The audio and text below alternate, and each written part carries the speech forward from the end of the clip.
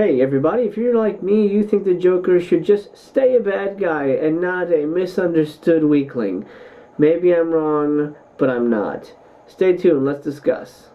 It's time for Mansplaining with Mr. Chaos. God, this is terrible. Ugh. Woo. Whoa. Hello everybody, how are you? I am doing great. I hope you are doing great as well.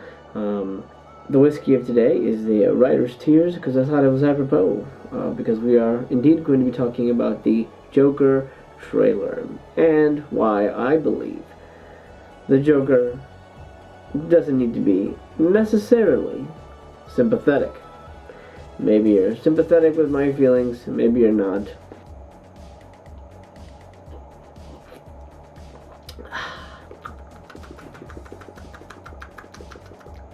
Let's watch the most recent trailer, yeah? Let's do that. Here we go. City. Beautiful city. I mean, that's a sad sack. That is a sad sack of a man.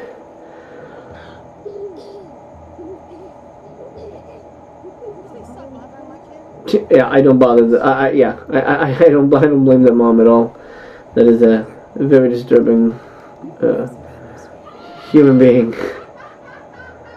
Goddamn. That laugh will win him an Oscar. Guarantee. I'm saying it right now. Prediction City. Oh, that hurts. That's not good. Being hit with one of those signs. That's happened to me. It's no joke. It is no joke. Let's see here.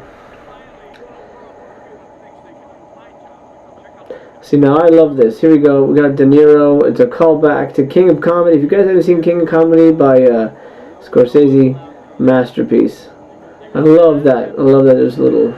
So I'm gonna, in my mind, consider this a sequel to King of Comedy.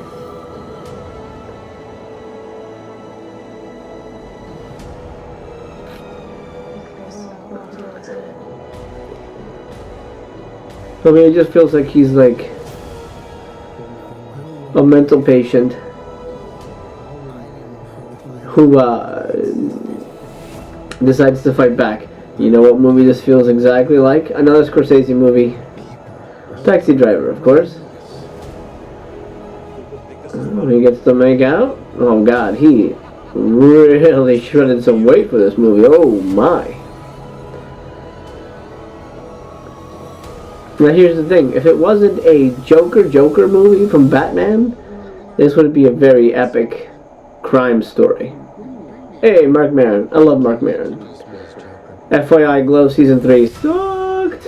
But we'll get into that some other day. Maybe. I don't even know. It's not worth it. We're talking Joker, people. Focus. I mean... and that first trailer played the music from the Charlie Chaplin movie, and that really hit me in the feels. I'm a big Chaplin fan. I don't know, again, if it was just a movie about a dude who snaps and goes crazy and decides to become an anarchist, I'd be okay with it. But here's my problem. First of all, to be honest, the movie looks like a masterpiece. Looks like it's going to be really great. Looks like it's going to be almost an Oscar-worthy film. And this is the difference, again, between DC and MCU. DC movies will always be Oscar-worthy. Sorry. I mean, I know, Black Panther was nominated, but come on. Does anybody really consider that a real nomination? Black Panther? Come on. Best Picture, giant rhinos? Come on, guys.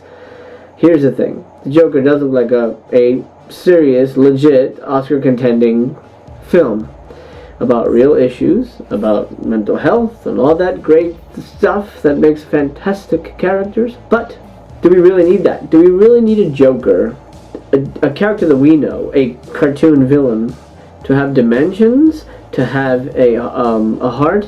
Should we really feel sorry for the Joker? I feel like a villain, at least in this day and age, is being pushed and molded into having feelings and emotions. And yes, okay, yes, you want to round out the character. You want to have them become a fully fledged human being and not just a ha ha ha, I'm a bad guy, mustache twirling bad guy. However, pump the brakes on that. The Joker is a force of nature. The Joker is an enigma. The Joker is this ultimate anarchic evil. He is the other side of justice, of Batman, right?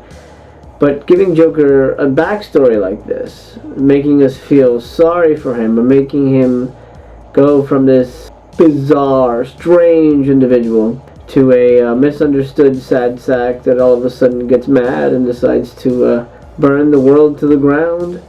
I don't know. I don't know how I feel about it, to be honest. I've got to wait and watch the movie. Right now, my feeling is I think it doesn't need this. I don't think it needs to have, the Joker specifically needs to have a backstory that makes us commiserate with him. Because then he no longer becomes threatening in a way. He becomes our id.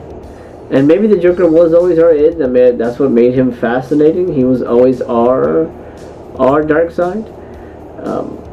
I didn't really ever imagine the Joker having a human experience like myself. Not that I have mental illness. Well, I may have mental illness. Who knows? I'm talking to myself right now, technically.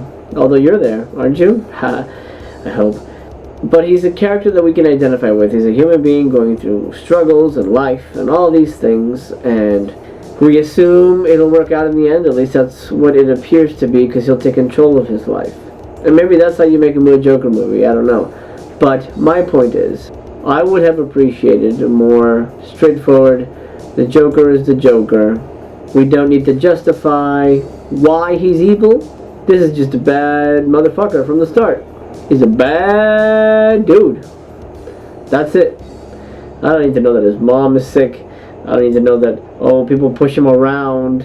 You know, people laugh at him. That makes him weak.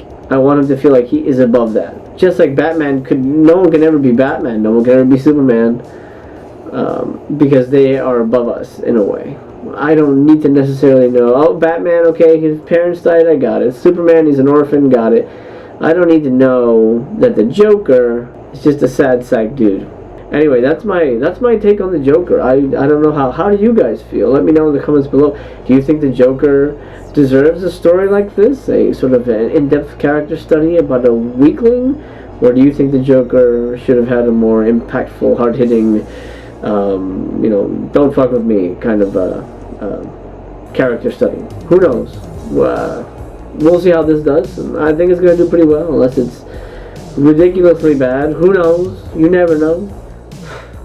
I want to remind you that you are better today than you were yesterday, and tomorrow you're going to be even better. Thanks for watching. Mr. Chaos, out.